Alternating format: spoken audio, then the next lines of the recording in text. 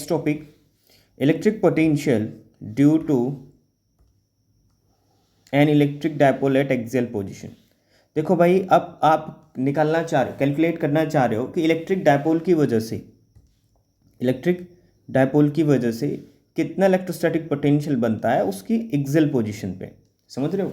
अब देखो, पहले इलेक्ट्रिक डायपोल समझो। इलेक्ट्रिक डायपोल फर्स्ट चैप्टर में आपने पढ़ा था कि इलेक्ट्रिक डायपोल बेसिकली एक सिस्टम होता है जो दो चार्जेस से मिलकर बनता है, माइनस की क्यू प्लस की क्यू, और ये दोनों चार्जेस मैग्नीट्यूड में सेम होते हैं। मैग्नीट्यूड में सेम का मतलब कि अगर ये 1 कूलम का चार्ज है तो ये भी 1 कूलम का चार्ज ही लेना पड़ेगा। ओके, और ये मैग्नीट्यूड में सेम होते हैं और इनके डायरेक्शन अपोजिट होते हैं। अगर एक नेगेटिव चार्ज है तो दूसरा पॉजिटिव चार्ज होना चाहिए, और इनके बीच की डिस्टेंस होती है हमारी स्मॉल 2a। कितनी डिस्टेंस होती है? Small 2a। और यहाँ पर जो ये होता है हमारा, इन दोनों चार्जेस का मिड पॉइंट, इसको आप O बोलते हो। ठीक है, आपको ये भी पता होगा कि इस इलेक्ट्रिक डायपोल की स्ट्रेंथ को आप इलेक्ट्रिक डायपोल मोमेंट बोलते हो, जिसको P से रिप्रेजेंट करते हो। इलेक्ट्रिक डायपोल मोमेंट की जो डायरेक्शन होती है वो नेगेटिव से पॉजिटिव की तरफ होती है, नेगेटिव चार्ज से पॉजिटिव चार्ज की तरफ होती है हमारी इलेक्ट्रिक डायपोल मोमेंट की डायरेक्शन। इलेक्ट्रिक डायपोल मोमेंट का फॉर्मूला क्या था कि आप कोई सा भी एक चार्ज का मैग्नीट्यूड ले लो और उनके बीच की सेपरेशन डिस्टेंस, इसको आप इलेक्ट्रिक डायपोल मोमेंट बोलते हो। अब ये एक्सियल पोजीशन का क्या सीन है, देखो भाई, अब मैं आपको बताता हूँ कि एक्सियल पोजीशन का क्या सीन है। पहले एक डायपोल बना लें। ठीक है, पहले एक डायपोल ड्रॉ करते हैं। डायपोल माइनस के क्यू और प्लस के क्यू।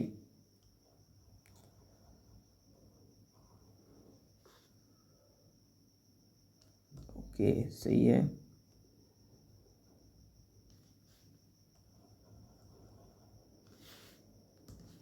अब ये एक्सियल पोजीशन के होने का मतलब क्या है, ये उसने बोला है ना कि इलेक्ट्रिक डायपोल से बनने वाला पोटेंशियल बताओ एक्सियल पोजीशन पे। देखो, एक्सियल पोजीशन वो पोजीशन होती है तो इन दोनों चार्ज को, जो लाइन इन दोनों चार्ज को ज्वाइन करती है, यानी ये सेपरेशन डिस्टेंस, ये सेपरेशन लाइन के अलोंग ये एक पॉइंट कंसिडर किया जाता है। इसी पोजीशन को एक्सियल पोजीशन बोलते हो। समझ रहे हो? अब इस पॉइंट पर आपको क्या कैलकुलेट करनी है? इस पॉइंट पर आपको कैलकुलेट करनी है potential due to both charge. ठीक है, ये कोई पॉइंट होगा एक्सियल पोजीशन पे, आपको वो कैलकुलेट करना है पोटेंशियल यहाँ पर। अब देखो, ये कोई P पॉइंट लेट कर लिया जाए तो आसान सी बात है कि यहाँ पर हमको पोटेंशियल कैलकुलेट करना है।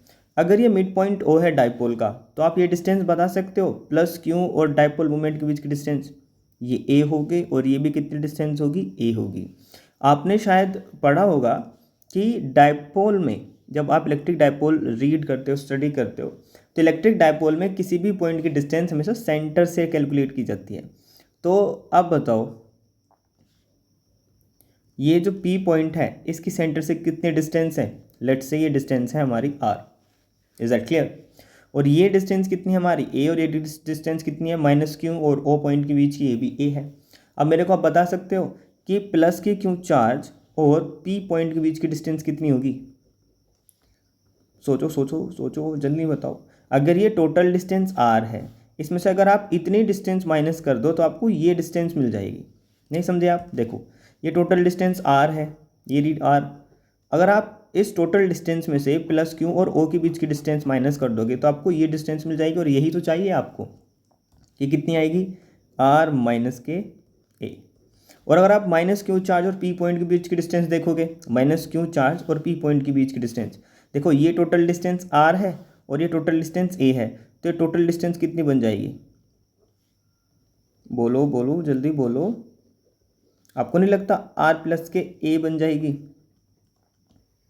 अब फर्स्ट लेक्चर हमने पढ़ा था कि जो हमारा इलेक्ट्रिक पोटेंशियल होता है, इलेक्ट्रिक पोटेंशियल होता है, ये हमारी कैसी क्वांटिटी होती है? स्केलर क्वांटिटी होती है।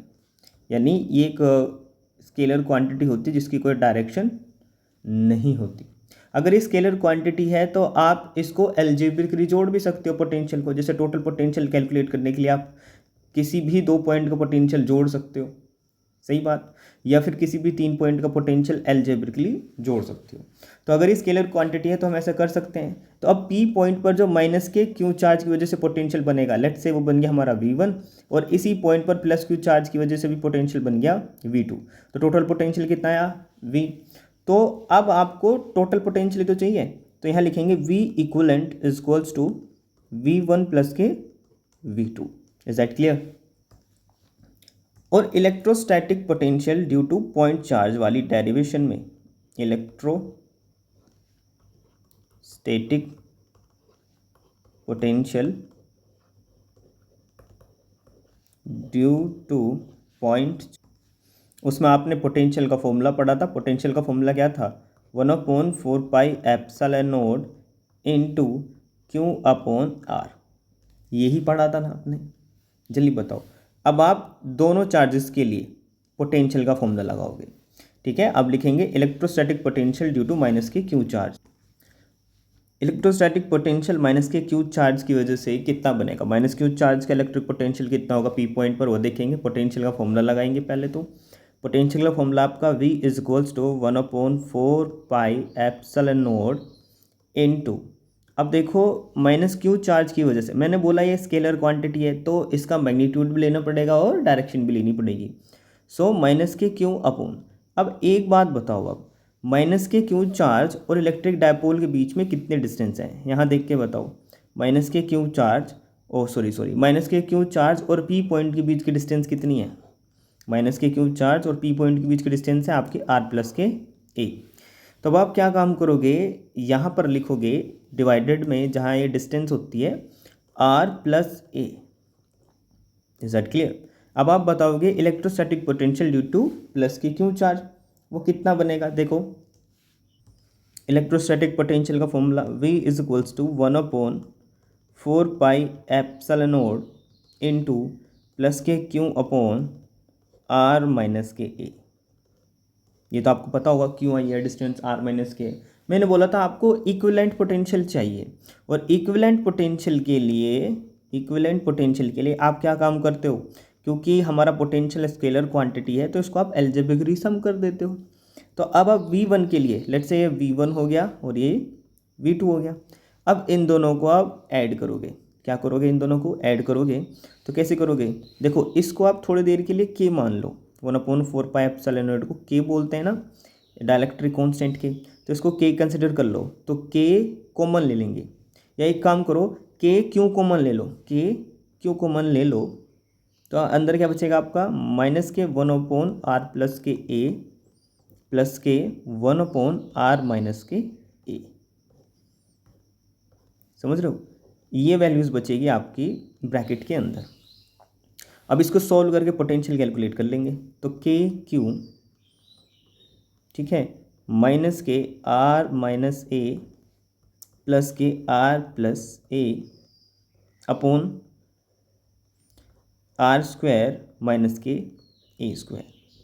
Is that clear.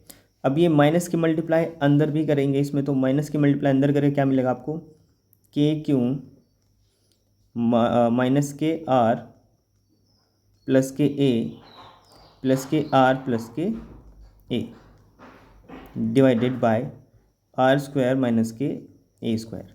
अब R से R कैंसिल, तो आपका ये फॉर्मूला क्या बनेगा, के क्यू 2A, यानी A और A 2A हो जाएगा, divided by R square minus के A square. Is that clear. यहाँ पर पहुँच के आपको समझ आएगा कि आपका जो डाइपोल मोमेंट था, डाइपोल मोमेंट का फॉर्मूला क्या था आपका, charge multiply by the separation distance between the two charges. Okay, तो यहाँ charge multiply by separation distance between two charges आपको नहीं दिखाई दे रहा। तो अब आप क्या आएगा, वी इक्वलेंट कितना आएगा आपका, देखो ये हो जाएगा हमारा के into dipole moment P divided by R square minus के A square, R square minus के A स्क्वायर। जब भी आप इलेक्ट्रिक डाइपोल मोमेंट, माफ़ कीजिएगा, जब भी आप इलेक्ट्रिक डाइपोल की कोई भी डेरिवेशन सॉल्व करते हैं, आपको समझ में आता है कि जो ये हमारी A डिस्टेंस होती है ना, किसी भी चार्ज और डाइपोल के मिडल पॉइंट के बीच की डिस्टेंस होती है, वो बहुत ही ज़्यादा छोटी होती है R डिस्टेंस से। इसका मतलब ये है कि जो हमारी A स्क्वायर डिस्टेंस होगी वो भी R स्क्वायर की डिस्टेंस से छोटी ही आएगी। सो आप ए स्क्वायर को क्या मान लेते हो, नेग्लिजिबल, ज़ीरो कंसिडर कर लेते हो। तो आपका वी इक्वलेंट कितना आएगा, यहाँ से वी इक्वलेंट आएगा आपका K P upon are square minus के zero. Is it clear? So आपका वी इक्वलेंट कितना आएगा एक्चुअल को पोजिशन पे, आप के की वैल्यू दे दो इसको वापस, तो आपका आएगा फॉर्मूला 1/4πε0 इंटू पी वेक्टर यानी dipole moment upon are square. यही होता है हमारा इलेक्ट्रिक डायपोल मोमेंट की वजह से बनने वाला पोटेंशियल एट एक्सियल पोजीशन। समझ गए सर आप? यही है, यही हमारा सॉल्यूशन है। इसके बाद हम इक्वेटोरियल पोजीशन की डेरिवेशन करेंगे।